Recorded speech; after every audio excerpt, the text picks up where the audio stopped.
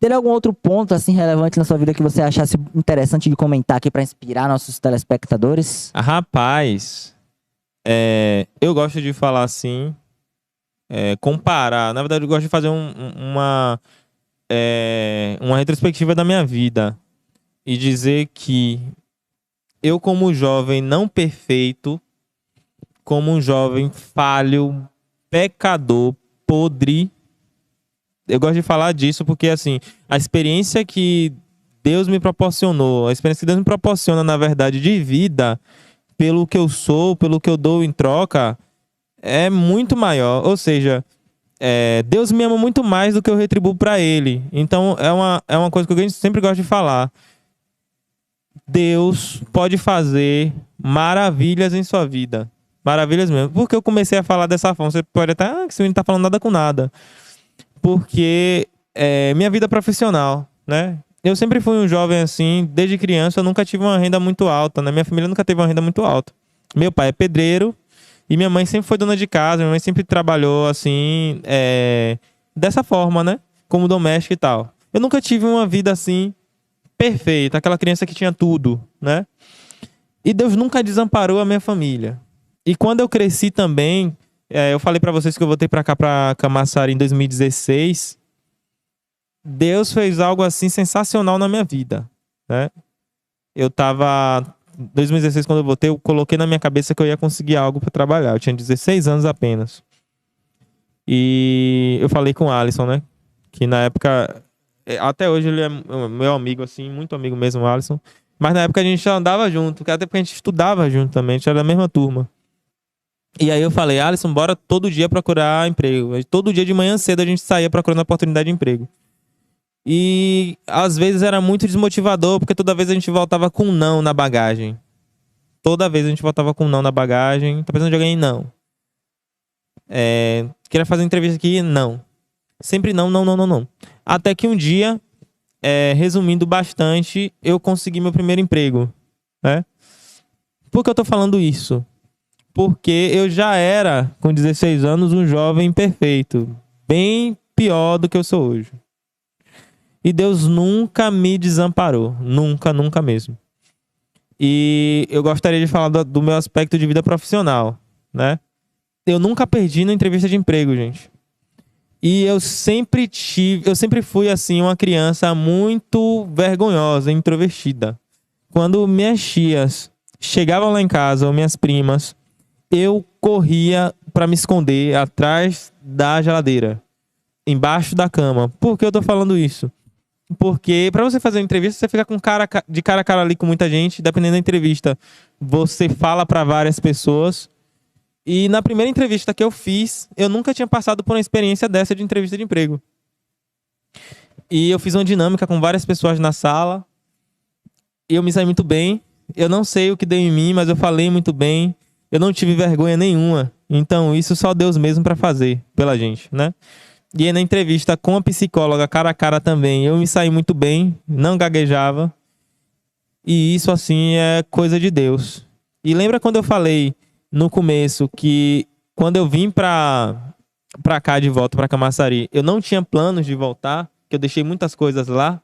Uma dessas coisas era a minha carteira de trabalho. E eu não tinha me dado conta quando eu fui fazer a entrevista. E quando a mulher falou que eu tava aprovado, tava aquele momento de euforia muito bom. E aí ela falou, pronto, agora eu preciso dos documentos. Ela mandou uma relação, assim, de coisas que eu precisava pra me contratar. Quando chegou na carteira de trabalho, eu procurei, cadê minha carteira de trabalho? Não tava mais Chique, aqui. chique. Chique, chique.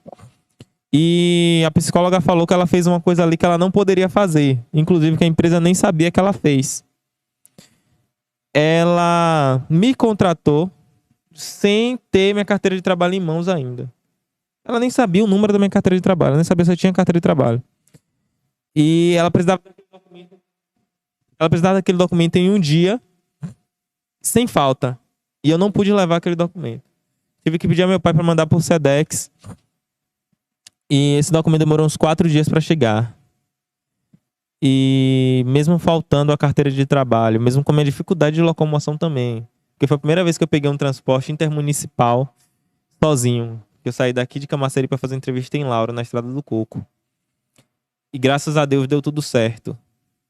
Se eu fosse contar aqui a história de todas as minhas entrevistas de emprego, todas elas teve algo assim que não era para eu ser contratado.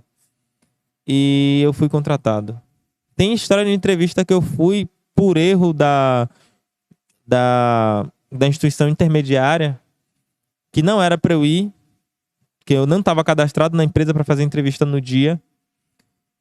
E a moça olhou assim para mim e falou: eu vou deixar você entrar, mas você não está aqui no banco de dados para fazer entrevista hoje não. Mas venha fazer. E eu fiz o processo e passei, mesmo sem estar ali cadastrado. Eu nunca fiquei, gente, um período maior que 3 meses desempregado, né? E eu gosto de falar isso para o jovem que, de certa forma, está começando sua vida agora, sua vida profissional. Não sei se tem algum adolescente, ou até mesmo para pessoa mais velha também, que não acredita assim no poder de Deus, né?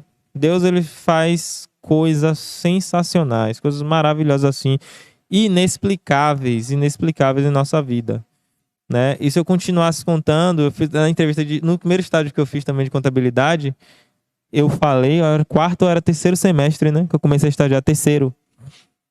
E a vaga pedia quinto semestre, que era para estagiário de custos. Custos, gente, é uma parte da contabilidade, como já pode falar, como já o nome já diz, né?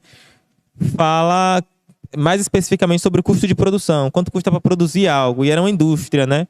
Ou seja, era um cargo assim complexo para um cara que era terceiro semestre, eu não tinha pego ainda, ainda estava nem na minha grade. A primeira disciplina de custos foi no quinto semestre. Por isso eles pediam quinto semestre.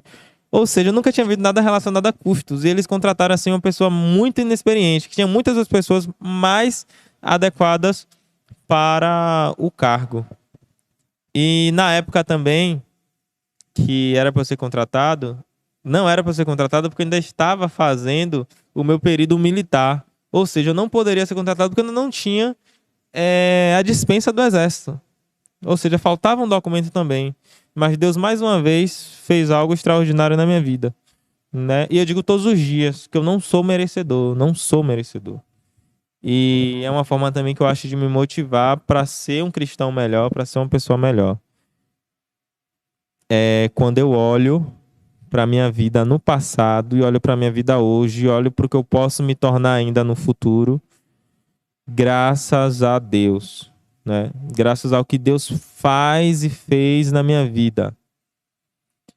Então é um conselho que eu deixo a você. Juan perguntou assim, qual é o aspecto da sua vida assim, Antilson, que você gosta de falar. Eu gosto de falar disso porque eu sei que hoje o mercado está muito difícil, né? Desemprego e tal. Mas eu quero dizer para você que Deus tem sim um plano na sua vida e Ele vai honrar você de uma forma que você não vai conseguir explicar depois. Você vai falar assim: por que eu mereço isso aqui? Eu não mereço isso. E eu me sinto tão honrado e tão gratificado que eu faço questão de dizer, de começar sempre falando que eu não mereço nada do que Deus faz na minha vida, né? E por ser um miserável pecador, que eu me vejo na obrigação de melhorar como pessoa e de melhorar como cristão também.